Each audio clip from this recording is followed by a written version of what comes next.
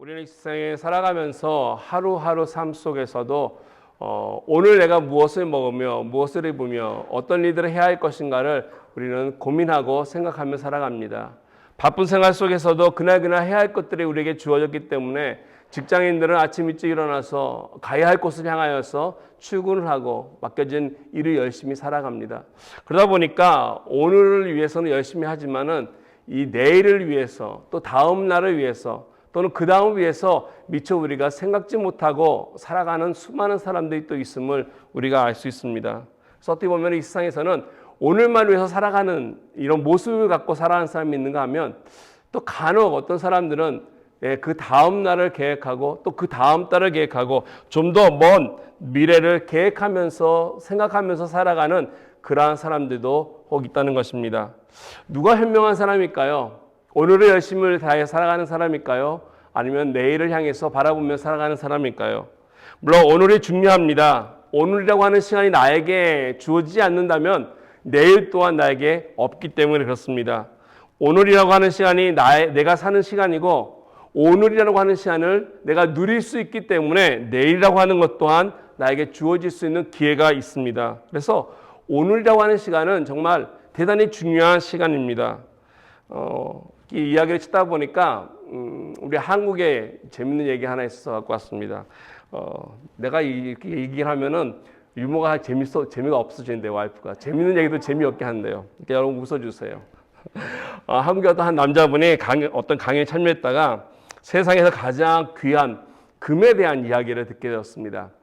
그래서 금에 대한 것을 소개하는데 이 금이 어떤 거냐면 바로 황금, 또 소금, 그리고 지금이라고 하는 금에 대한 이야기를 들은 것입니다. 그래서 여기에 듣고서 너무 감격한 이 남자가 얼른 핸드폰을 켜고서 자기 와이프한테 문자를 보냅니다.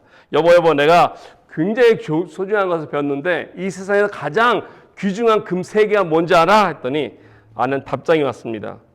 현금, 지금, 입금, 해!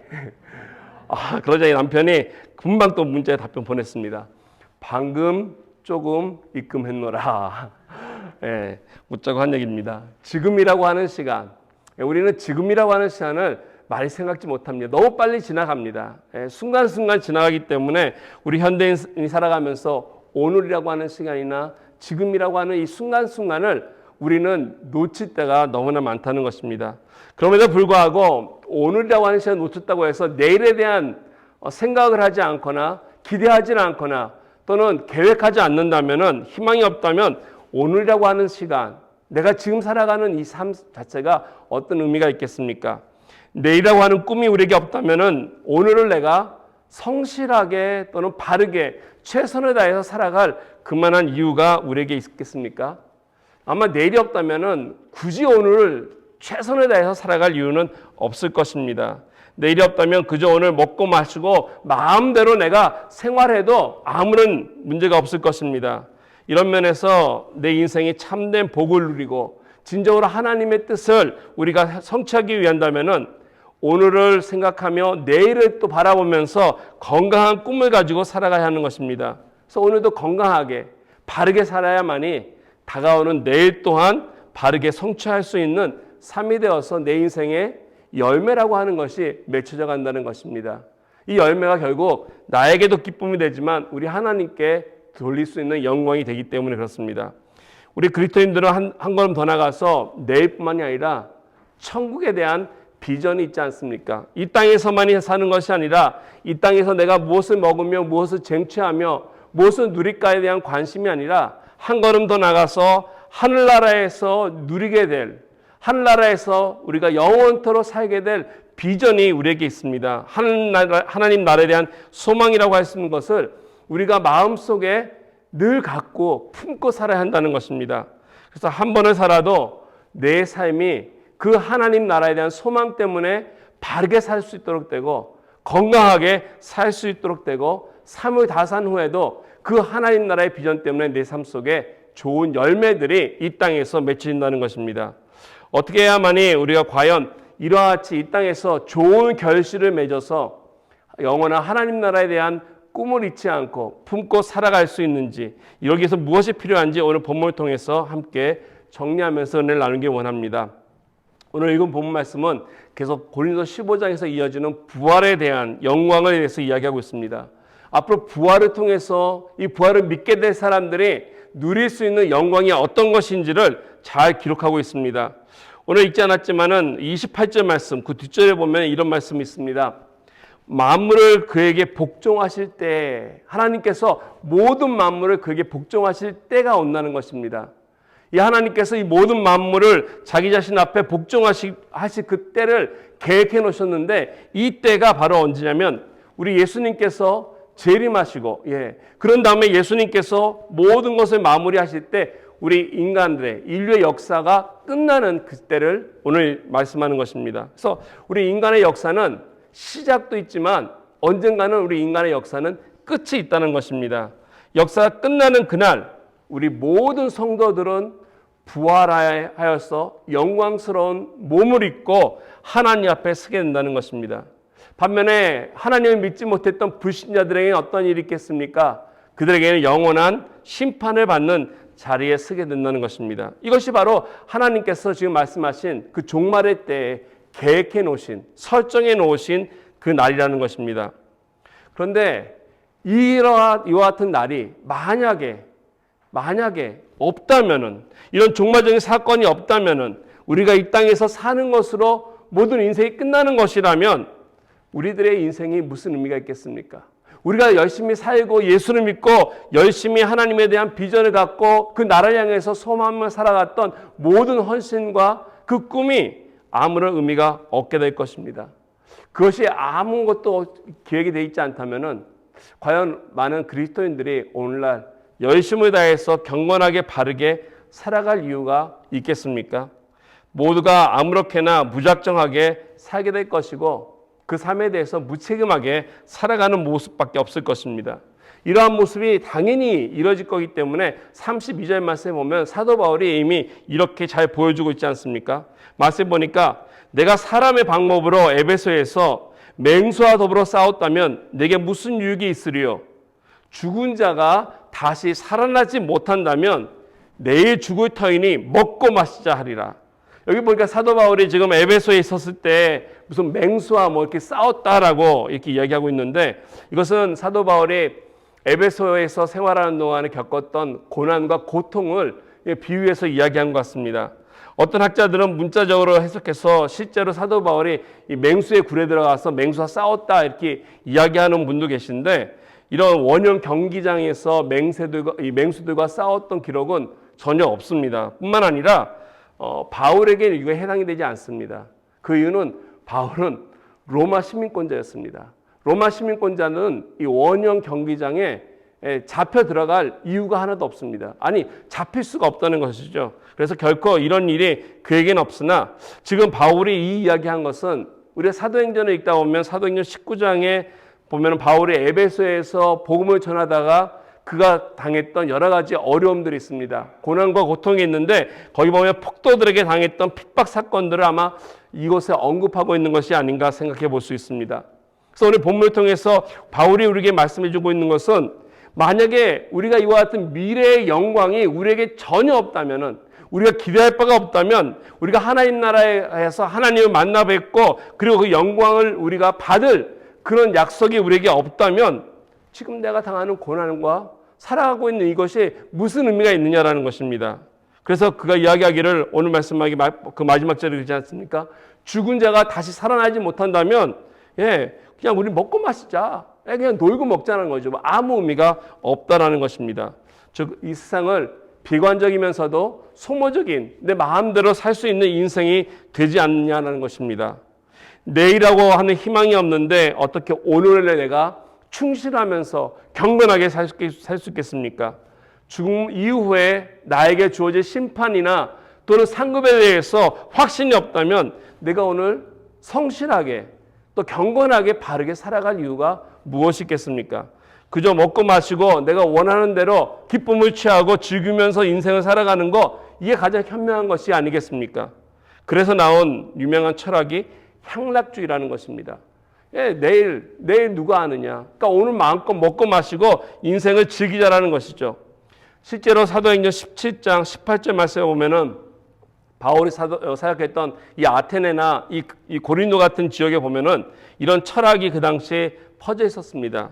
에피큐리아니즘이라고 하는, 즉 번역하면은 쾌락주의라는 것이죠. 그래서 마음껏 즐기자는 것입니다. 인생을 마음껏 즐기자는 것. 이 철학이 추구하는 모토는 인생은 좋은 것이니 우리가 확실하게 즐겨야 될 것이다라는 것이 그 에피큐리아니즘의 그 모토라는 것입니다. 예, 인생을 즐기자는 거죠. 이와 같은 인생관을 가진 사람들은 열심히 자기의 쾌락을 찾고 향락을 찾고 그리고 무엇을 먹을 것이며 무엇을 위해서 살 것인지를 나름대로 즐기기 위해서 계획한다는 것입니다. 버킷리스트를 만들고 어디를 여행하고 얼마만큼의 돈을 쓸 것이며 벌어야 할 것이며 또 누굴 만날 것인지를 생각하면서 살아가는데 다 자기의 쾌락을 중심으로서 계획한다는 것입니다. 이와 같은 인생이 성경이 말하고 있는 크리스찬 라이프는 결코 아니라는 것입니다. 성경이 말하고 있는 크리스찬 삶은 오늘 비록 내 현실이 조금 힘들고 어렵더라도 고통스럽더라도 미래에 나타날 큰 영광을 바라보면서 오늘날의 어려움과 힘듦을 그리고 고난을 이겨내고 하나님을 향해서 경건하게 살아가는 것이 오늘 성경이 제시해주고 있는 그리스도인들의 삶이라는 것입니다. 그래서 내가 좀 힘들고 내 삶이 어렵더라도 내일을 바라보면서 하나님께서 나에게 주실 상과 영원한 그 영광을 보면서 오늘을 이기자는 것입니다. 이런 면에서 우리의 삶이 현세를, 오늘날을 살아가는 사람들이 아니라 미래를 지향하면서 살아가는 이런 사람들이라는 것입니다. 오늘의 삶이 우리에게 주는 쾌락이 중요한 것이 아니라 내일의 영광을 위해서 살아갈 때 우리 인생에 귀한 답이 있다는 것입니다. 우리가 인생을 다 산 후에 분명히 남기는 열매들이 있기 때문에 그렇습니다. 그 열매의 영광을 바라보면서 그 목적을 향해서 달려갈 때 우리에게 필요한 것, 오늘 본문이 몇 가지 소개하고 있는데요. 첫 번째는 오늘의 현세를 있는 고통을 이기고 나아가기 위해서 미래를 향해서 나갔을 때 필요한 것은 용기라는 것입니다. 우리에게 필요한 것은 영적 용기가 필요하다는 것입니다. 내일을 향해서 또 앞날의 영광을 위해 달려가기 위해서 이런 영적 용기가 필요한데 29절 말씀에 보면은 바울은 이렇게 얘기하고 있습니다. 근데 29절 말씀이 좀 어렵습니다. 성경에서 가장 난해한 구절 중에 하나입니다. 그래서 좀 스킵할까 생각했는데 가야 하기 때문에 같이 공부해야 되기 때문에 이것도 찾아봤습니다. 찾아봤더니 주석책들마다 한 3, 40가지 해석이 나와요. 그래서 정확한 뜻은 잘 모릅니다. 그러나 가장 그래도 복음적이고 가장 좀 합리적인 것을 좀 찾아봤는데 일단 29절 말씀 읽겠습니다. 만일 죽은 자들이 도무지 다시 살아나지 못하면 죽은 자들을 위하여 세례받는 자들이 무엇을 하겠느냐? 어찌하여 그들을 위하여 세례받느냐?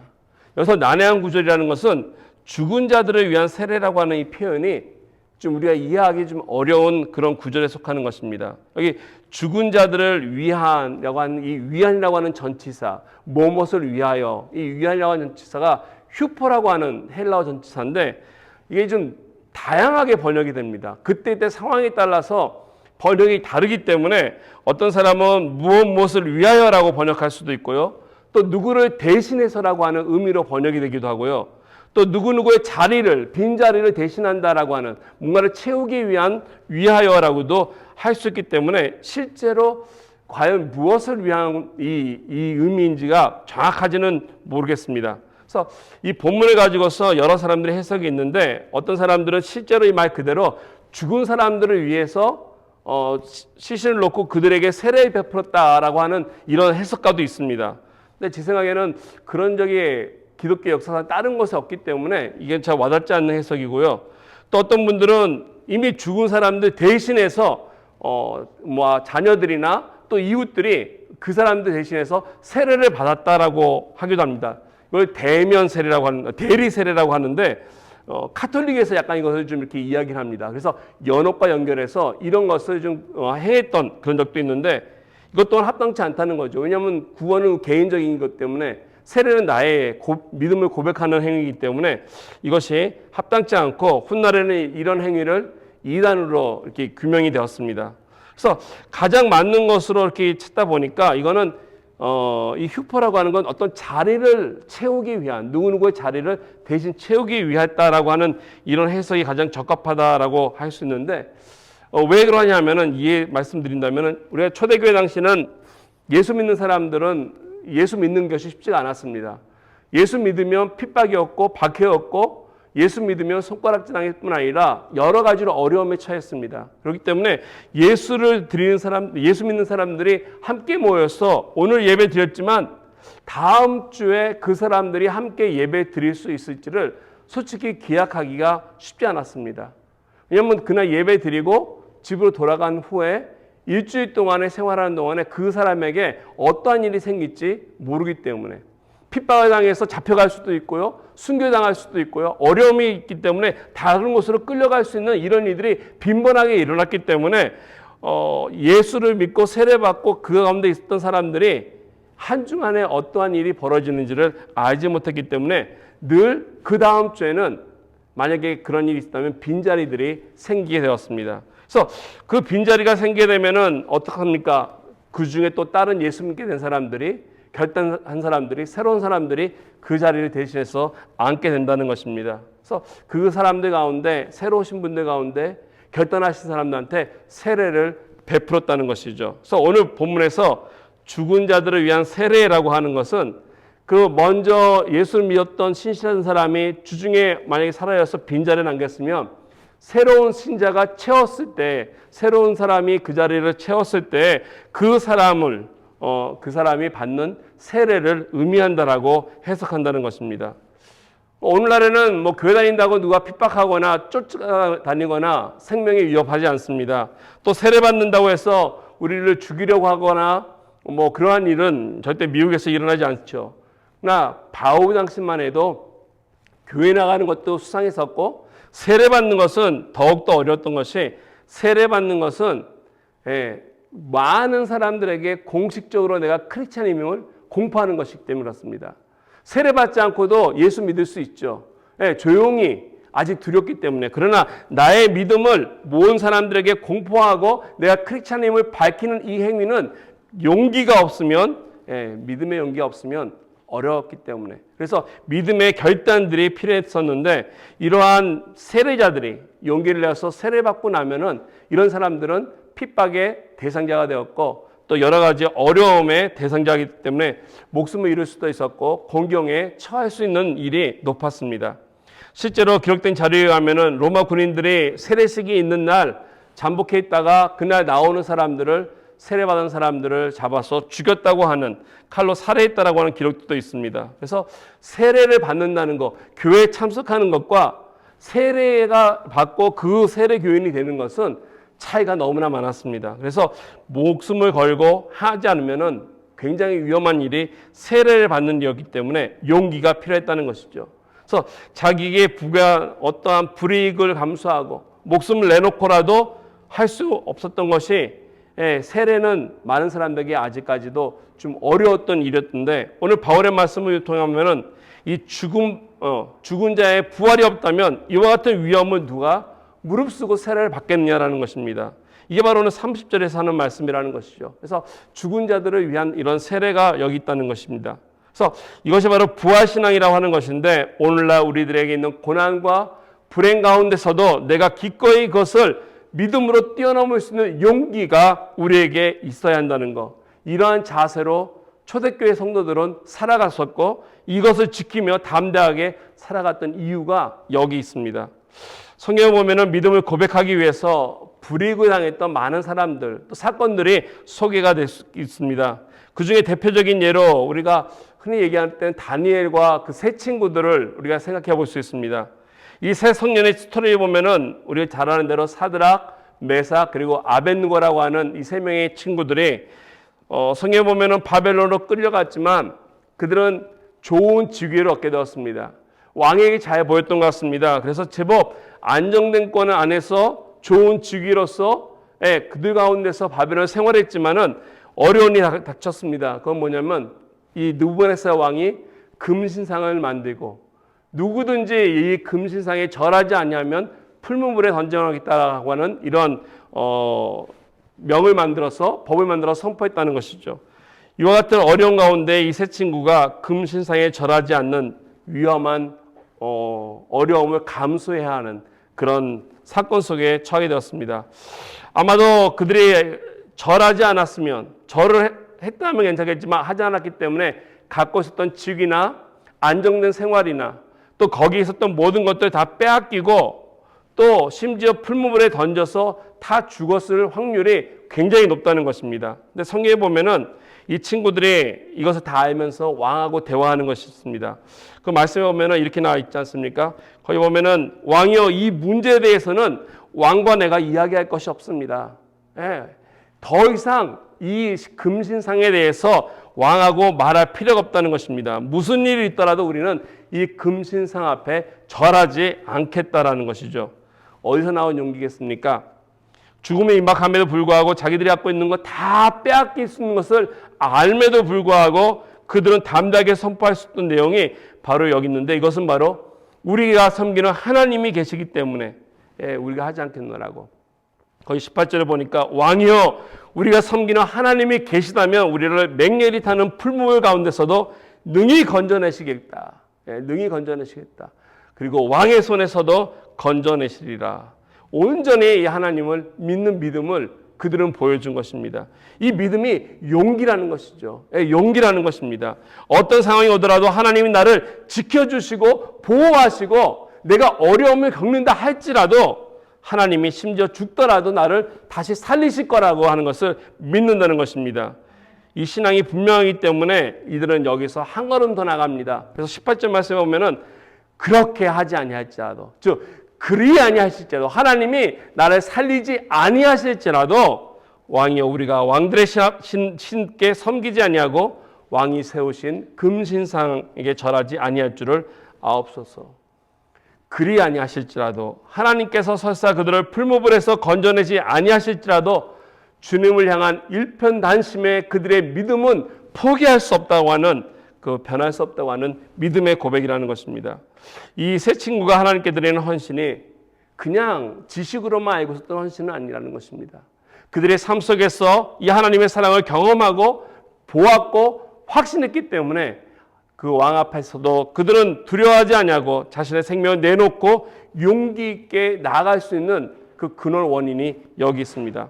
무슨 일이 있더라도 나를 지키신다고 하는, 내가 어떠한 상황 속에서 지금 어렵고 힘들고 괴롭더라도 어떤 것을 빼앗겨도 하나님이 나를 사랑하는 것은 변함이 없고 하나님 나를 구원한다는 것은 변함이 없고 나를 반드시 이 자리에서 지켜주시고 구원해 주실 거라는 것에 대한 확신이 있었기 때문에 이와 같은 신앙을 선포하며 나아갈 때 이 세상이 우리 그리스도인들을, 하나님을 믿는 사람들을 감당하지 못한다는 것입니다. 우리가 세상을 이기려면 이 같은 믿음이 저와 여러분들에게 있어야 할 것입니다.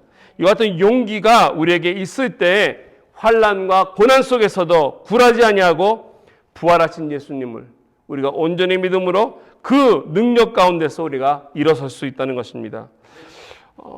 우리 주님은 늘 내 편이라는 사실을 우리 잊지 말아야 할 것입니다.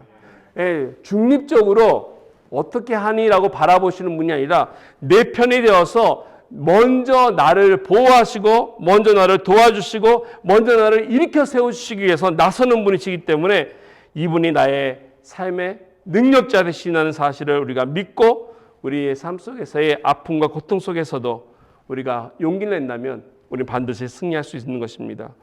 일차적으로 이와 같이 이 세상에서 내일을 향해서 우리들의 삶의 아름다운 열매가 맺기를 원한다면 이와 같은 믿음이 있어야 할 것입니다. 용기 내서 나가는 삶이 있어야 할 것입니다.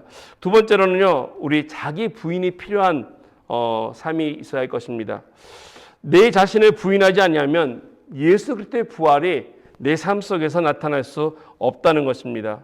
32절 말씀에 보면 사도 바울에게 일평생 그를 어떻게 보면 이끌었던 귀한 믿음의 고백이 있는데요. 이 고백이 여기 나와 있습니다. 이 32절에 그는 이렇게 고백합니다. 형제들아, 내가 그리스도 예수 우리 주 안에서 가진 바 너희에 대한 나의 자랑을 두고 단언하노니 나는 날마다 죽노라. 나는 날마다 죽노라. 이 죽노라라고 하는 이 시제가 현재 진행형입니다. 좀 더 풀어 설명한다면 나는 오늘 죽고 또 죽고 또 죽는다. 나는 계속해서 죽는다라고 하는 이런 뜻입니다. 한 번 죽고 끝나는 것이 아니라 한 번 내가 죽고 마는 것이 아니라 또 죽고 또 죽어서 늘 하나님 앞에 죽어있는 삶을 살아간다라고 하는 것입니다. 하나님의 영광된 부활을 그 능력을 믿기 때문에 나는 오늘 죽어도 다시 산다라는 것을 조금 더 의심하지 않는다는 것입니다. 그런데 그 부활의 능력을 내가 경험하기 위해선 내가 죽어야 한다는 것이죠. 내가 죽어야지 내 안에 그리스도께서 사실 수 있기 때문에 내 안에 더 큰 그 능력의 부활을 통해서 내 삶 속에 있는 여러 가지 어려움이 극복되고 이길 수 있다는 것입니다. 다른 무엇보다도 가장 큰 장애가 있다면 내가 죽기 위해서 어려운 것은 나 스스로가 아닌가 생각이 듭니다.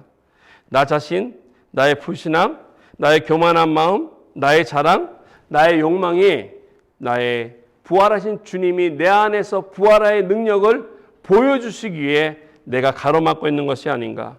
그런데 만일 내가 진정으로 장사되고 죽고 내가 그리스도와 함께 십자가에 죽었다는 사실을 온전히 믿고 내가 내려놓는다면 우리 주님께서는 내 안에서 살아 역사하시기 시작합니다. 그 능력이 내 삶을 변화시켜 나간다는 것이죠. 나는 비록 죽었지만 나는 사라지지만 나의 모습 가운데 내 인성 가운데 내 삶 가운데 그리스도가 나타나기 때문에 그 그리스도를 따라가는 삶을 통해서 아름다운 열매가 맺혀진다는 것입니다. 이와 같은 영광의 날에 달려가기 원한다면 우리 일차적으로 용기가 필요합니다. 하나님 앞에 나가는 용기, 두 번째는 나를 내려놓을 수 있는 용기, 나를 죽어야 하는 이런 용기가 있을 때 믿음으로 승리하며 나가는 것, 이것이 바로 나를 십자가에 못 박는 행위라는 것입니다.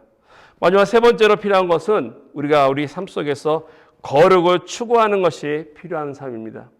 나 자신에게 어떤 용기가 있고 나를 죽인다 할지라도 거기에 머물면은 어떠한 내일 향한 추진력이 없다는 것입니다. 그 삶이 어떤 모습이 되냐면 거룩한 삶이 되어야 되는데 그때 진정으로 이 세상과 구별되는 인생의 삶을 통해서 열매들이 맺혀나갑니다. 이것이 바로 하나님의 백성다워지는 모습인데 33절과 34절에 바울은 그 거룩한 삶을 이렇게 살아라고 우리에게 말씀합니다. 속지 말라 얘기하면서 악한 동무들은 선한 행실을 더럽힌다라고 얘기합니다. 여기 악한 동무라고 하는 표현이 나오는데요. bad company라고 그러죠. 나쁜 친구들, 나쁜 친구들. 컴퍼니를 함께하는 자, 동행하는 자를 얘기하는데 이 동무라고 하는 표현이 있어가지고 이게 북한 말 아닌가 하는데 이거 우리 한국 표준어라고 합니다. 동무를 우리 친구를 잘 사게 합니다. 함께하는 사람이 누구인가? 일을 하건 삶을 나누건 생각을 나누건 함께하는 사람이 누구인지 매우 중요하다는 것입니다. 스페인어 격언 중에 이런 말이 있습니다. Dime con quién anda. 네가 누구와 함께하는지 Dime con quién anda. 그러면 이때 diré quién eres. 그렇다면 내가 누구인지 알려주겠다. 어떤 친구와 함께 있는지 알려준다면 내가 어떤 사람인지 말해주겠다는 것입니다. 그 옆에 동물을 보면 그 사람을 알 수 있습니다. 오늘 우리 김윤정 성도님이 기도한 것처럼 복 있는 사람은 어떤 자리에 있는지를 우리에게 얘기해 주시지 내 주변에 내가 누구와 함께 무엇을 하고 있는지 누구와 함께 계획을 하고 함께 살아가는지 악한 자와 함께 있다 보면 나도 모르는 사이에 거기에 물들어서 악한 생각과 악한 사고방식과 악한 대로 흘러갈 수밖에 없다는 것입니다. 하지만 기도하는 자와 함께 하다 보면 나도 모르는 사이에 기도하는 자리에 와 있고 기도하는 사람이 되는 것이고 복음을 사랑하는 사람과 함께 시간을 보내다 보면 내 인생 또한 복음적인 인생이 되는 것입니다. 경건하고 하나님 앞에 거룩한 삶을 추구하는 이와 같은 사람과 함께 시간을 보내다 보면 우리들의 삶 또한 그 거룩함 속에 경건한 삶을 살아가고 있는 것입니다. 저는 사도 바울은 이 악한 동물에 대한 경고를 하고 있습니다. 거룩한 인생을 내 인생 가운데 살아가야 하는데 두 가지 이유가 있습니다. 경고하는데 첫 번째는 속지 말라라고 얘기합니다. 첫 번째는 그들에게 속지 말라. 이 악한 동물은 속인다는 것입니다. 하나님의 진리로 나가는데 나가지 못하도록 막는다는 것입니다. 하나님 앞에 나가도록 도와주는 것이 아니라 오히려 진리가 아닌 거짓으로 나갈 수 있도록 우리에게 꾀물한다는 것이죠. 우리를 속인다는 것입니다. 그래서 하나님 앞이 아니라 죄악 쪽에 머물 수 있도록 정보를 제공하고 편의를 제공하고 여러 가지 모습으로 우리에게 악을 제공하는 이 약한 동물이라는 것입니다. 세상이 그렇습니다. 세상의 것은 하나님을 멀리하게끔 하는 것이 너무나 뻔하지 않습니까? 우리가 경험하고 있는 것이 아닙니까?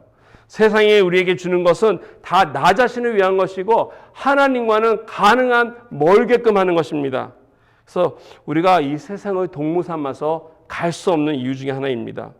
두 번째는 선한 행실을 더럽힌다. 이 약한 동물은 우리를 속이는 것뿐만 아니라 선한 행실을 더럽힌다는 것입니다. 여기서 선한 행실이라고 하는 것은 이 에티토스라고 하는 건데 이 여기서 나온 말이 윤리라고 하는 에티투스라고 하는 말이죠. 윤리라고 하는 것, 깨끗하고 바르다는 것, 어떤 윤리적인 것, 깨끗한 성품이나 인격을 얘기하는 건데 악한 동물들과 함께 지내다 보면은 우리들의 삶 또한 깨끗함이 아니라 바른 삶이 아니라 삐뚤어지고 더럽혀지게 되는 이런 인격 속에서 이런 삶 속에서 우리들이 살아나게 된다는 것입니다. 그래서 알게 모르게 우리가 삐딱한 삶, 우리가 좀 더러운 삶, 올바르지 못한 삶이 우리 삶 속에서 일어나게 되면 크리스찬으로서 올바른 모습이 아님을 바울은 우리에게 경고해 주고 있습니다. 내가 오늘도 크리스찬 삶으로서 진정 바르게 살기 원한다면 하나님 앞에 세상과 짝이 되는 것이 아니라 그리스도와 함께 갈 수 있는 경건한 자와 함께 가는 삶을 추구해야 한다는 것입니다. 그래서 34절에 보면은 이렇게 말씀하죠. 깨어 의를 행하고 죄를 짓지 말라.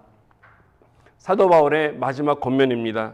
여기서 깨어라고 하는 거, 이 깨운다, 물론 잠에서 깨어나라고 하는 것도 있지만 이 단어가 가진 원래 의미는 술 취한 자를 깨울 때 쓰는 단어입니다. 술 취한 사람을 깨우는 것입니다. 다른 말로 하면 정신 차리라라는 것이죠. 정신 차리라.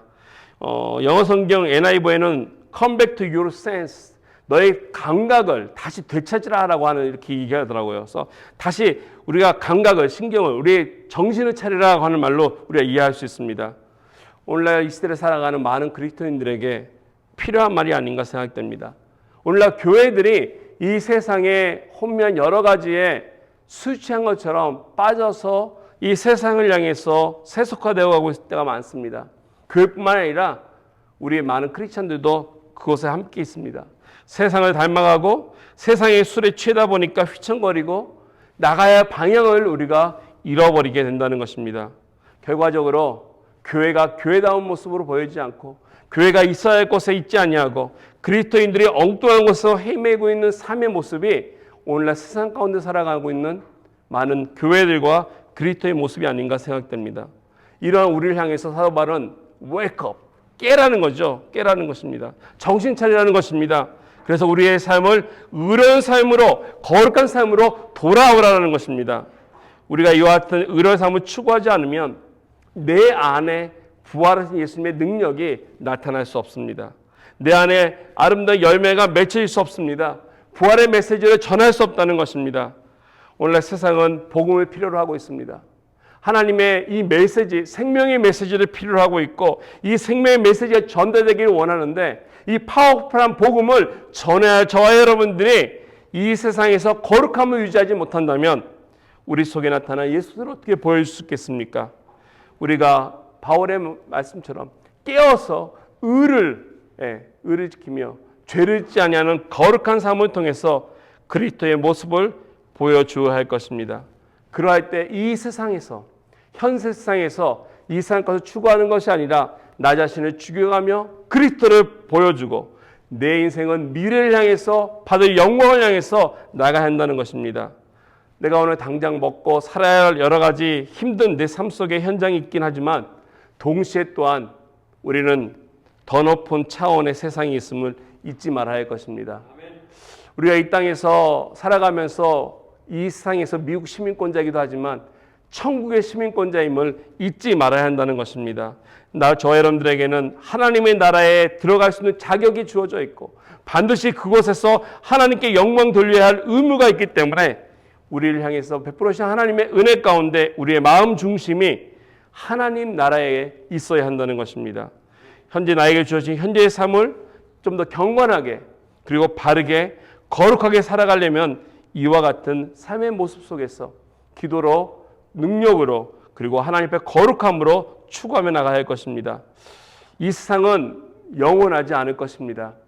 이 세상은 때가 되면 지나갈 것이고 사라질 것입니다. 그러나 반드시 우리 주님은 오실 것이고, 그리고 오실 때 부활의 영광으로 저와 여러분들을 그 자리에 하나님의 나라에 우리가 함께 있을 것입니다. 아름다운 천국을 우리가 사모하며 거기에 대한 바른 가치를 우리가 놓치지 아니하고 우리가 그 열매를 바라보면서 나가야 할 것입니다. 오늘 우리들의 시선이 어디를 향하고 있겠습니까? 이 세상에서 우리를 유혹하고 있는 수많은 악이 아니라 그걸 뛰어넘어서 하나님 나라에 우리들의 믿음의 시선을 놓고 나아가기 바랍니다. 하나님 나라의 비전을 밟고 나간다면 바른 열매, 그래서 후회 없는 인생, 아름다운 하나님의 시민으로서 하나님께 영광 돌릴 수 있을 것입니다. 아멘. 결코 우리가 이 세상을 혼자 걷도록 하나님은 두지 아니하시고 하나님은 함께 동행하신다는 사실입니다. 하나님 앞에 그 사랑과 그 믿음을 통해서 승리하는 저 여러분 되기를 주님의 이름으로 축원드리겠습니다. 우리 이 시간 같이 기도하면서 나갈 때, 하나님, 내가 이 세상에서 힘들고 어려운 고난과 아픔과 또 어려움이 있다 할지라도 오늘만 사는 것이 아니라 나에게 주어진 내일이라고 하는 또 하나님 나라라고 하는 비전이 있기 때문에 그 소망을 두고 용기 내게 하여 주십시오. 그리고 나를 죽이고 그리스도가 드러나게 하여 주십시오. 더 나아가서 내 삶이 거룩한 삶으로 하나님 앞에 영광 돌리게 하여 주십시오. 우리 기도하며 나아가겠습니다. 기도하겠습니다.